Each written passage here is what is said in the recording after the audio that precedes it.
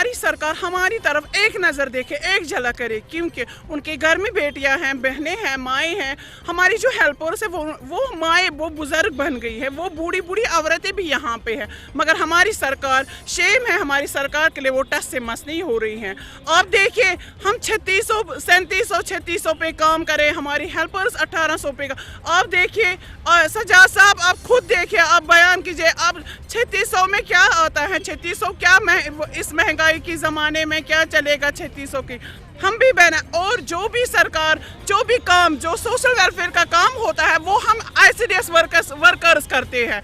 बेटी पढ़ाओ, बेटी बचाओ, हमारा हड़ताल चल रहा है, मगर मोदी साहब ने स्कीम निकाली है प्रेग्नेंट लेडीज़ के लिए, बार बार एडवर्टाइज आ रहे हैं, मगर हड़ताल है, मगर हमने वो काम किया बिकॉज कि वो औरतें, वो भी हमारी बहनें, अगर उनको कुछ फ़ायदा मिले हमारी तरफ से, हम हड़ताल में हैं, वो ज़रूर दिन में, मगर रात को हम अपने घरों में उनके लिए काम करते हैं।